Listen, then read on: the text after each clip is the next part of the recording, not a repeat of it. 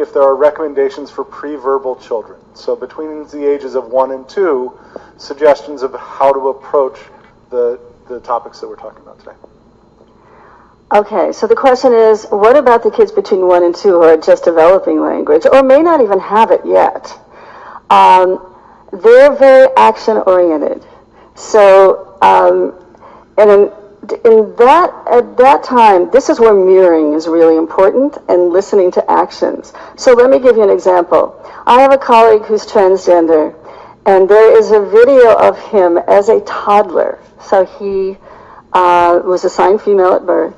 There's a video of him as a toddler tearing barrettes out of her hair and throwing them on the ground and sobbing. That's a gender message. And when it happens not just once or twice or 3 times, that's a gender message. Keep in mind, all mammals, dogs, cats, too, all of them, man. If you put crap in their hair, they're going to take it out. The only reason humans put stuff in their hair is because it's for decoration, and we have, society, we're thinking, but anyone who isn't like an adult thinking, you know what I mean, just an animal or a kid or whatever, they're going to pull crap off. They don't want to wear clothes, they don't want to wear hats, and put it, everyone knows this. You try to put a dog in clothes, they go crazy. Sometimes kids between the age of 1 and 2 with beginning language will say, I boy, when you say girl. Those 2 words, I boy. That's not a pre-verbal, but an early verbal message. And sometimes there's the tendency to say, oh, honey, no, you're a girl because little girls have vaginas and you have a vagina, so you're a girl. And then when they get a little older, you'll hear them say, did you not listen to me? I said, I am a boy with a vagina. Okay, but they can't say that between 1 and 2. But they can show you about what they want to play with, and if they feel uncomfortable about how you are responding to them and their gender, if you're misgendering them. So you look for those kinds of actions, like tearing a skirt off. There was one, I think this was in the Barbara Walters special, where this child wore the little onesies with snap-ups in between the legs, and at age 1 would unsnap them to make a dress and have the dress flow. This was a child who was assigned male. That's a communication, a pre-verbal communication about gender. And the message back should not be to negate any of those expressions, but to go with them and see where they go. How do these babies know that dresses are associated with women or females? They don't even know how to talk, but they know that what clothes are associated with what gender. How do they know that? This is a doctor with a doctorate in education. She's an actual doctor. Keep in mind, all little kids, boys and girls, even, it doesn't matter what the boys' clothes, girls' clothes, don't matter. They all rip their clothes off and try and run around naked.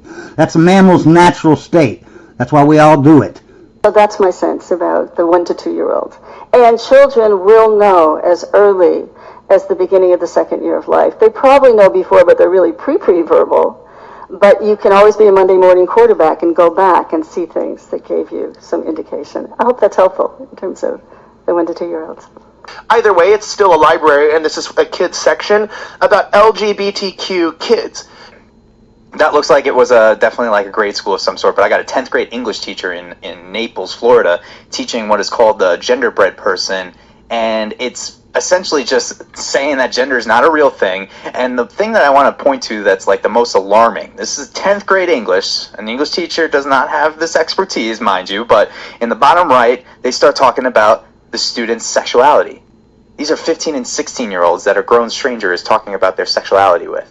And that, oh, no, boys are not attracted to girls and girls are not attracted to boys. You're attracted to whatever that is.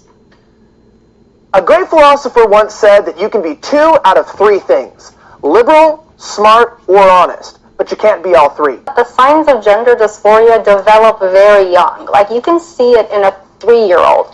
And by the time they're 4, their gender identity is pretty much solidified. So you will see the signs of someone who's not happy with the gender they're born with very little. Actually, that's not true. That is not true. You can suppress it. The gender expression is different. True. Gender expression depends on all the science for the last 100 years has shown in boys who experience gender dysphoria between 2 and 3, 85% of them simply grow up to be gay. In fact, you had a 1-year-old baby, I guess, that had some tendencies even at a year old. Do they know it quickly? And I think we all have a sense of our gender identity pretty young. It's not something that many people think about. They just kind of go through life and they're gender normative, so they don't have to think about it because society is set up for them. But indeed, there is a story in the book by a mother whose child, I think it was their first sentence, at about 18 months old, who said to their mother, "Mama, I be a boy." And that child was born female. We all know our gender identity very young. It's just children now are becoming a little more brave about expressing it. Keep in mind, this is a doctor. Most of the patients that we have in the GEMS clinic actually know their gender, usually around the age of puberty, but a good portion of children do know as early as seemingly from the womb. How can an unborn baby know that it's trans, but it's also not a person yet and just a clump of cells? Would these same people be willing to agree then that an abortion is a hate crime because it could intentionally kill a trans person? Let me know. Hi, A child will often know that they are transgender from the moment that they have any ability to express themselves, and parents will often tell us this. We have parents who tell us that their kids, they knew from the minute they were born practically, and actions like refusing to get a haircut or standing to urinate, trying to stand to urinate, refusing to stand to urinate, trying on siblings' clothing. You know, no kid wants a haircut, okay? Girl or boy, they don't like getting them, okay? So what? And you know, it used to be that a little girl can do anything a little boy can do, and a little boy can do anything a little girl wants to do. You know, like boys playing with tea sets or dolls, and a girl playing with a doll or whatever. It doesn't mean anything. Now it means if a girl plays with a truck one time, it means that can't be so, because no woman, no little girl in the world would ever play with a truck one time in their life. So they must be trans. No little boy would ever play with a doll, ever. That's impossible. So that little boy must be trans. Playing with the quote opposite gender toys, things like that. There is more and more a group of adolescents that we are seeing that really are coming to the realization that they might be trans or gender diverse a little bit later on in their life. So what we're seeing from them is that they always sort of knew something was maybe off and didn't have the understanding to know that they might be trans or have a different gender identity than the one they had been assigned. So that is a growing population that we are seeing, and that's being recognized as being trans and able to be treated. Yeah, it's a big group. Yeah, that's all the autistic people, all the gay people. We'll fix your gayness. You don't have to be gay. We'll just change your sex. You don't have to. Oh, you're not autistic. We could fix it with surgery. Everything can be fixed now with surgery. Depression, low social skills, anything. Okay, now this is a doctor. My name is Mark Daniels, and I'm a pediatric endocrinologist at Chalk Children's Hospital. I'm the division chief, and I'm overseeing a new program called Gender, Puberty, and Sex Development Program at Chalk. So the dysphoria is when your understanding of who you are is trying to understand when a child is expressing something, what that may mean to that child. So some children will, at a very early age, as soon as they can talk, will tell you that they're being told that they're a girl when they're a boy, or they feel like a boy, or vice versa. They're actually a boy, but everybody is calling them a girl or making them wear dresses. And this is actually oftentimes very distressing to a child. Good evening, members of the board. I'm not here to debate why the American flag belongs in the classroom, and everywhere for that matter. That debate was won a long time ago with the blood of patriots, and that flag is going nowhere. Now this rainbow flag we are seeing infiltrate every corner of education. We need to talk about that. Plain and simple, this flag signifies who one likes to have sex with and what kind of mental confusion one is dealing with. Please inform me why that needs to be on display every day for children. Do you know how children work? When they see something, they become curious. When they become curious, they want to try it out. And when they try it, well, let's pray it wasn't because an activist teacher gave them the idea, because I guarantee you will be dealing with some pissed off parents. As a former teacher, this reminds me of one of the most disheartening moments I experienced as a teacher.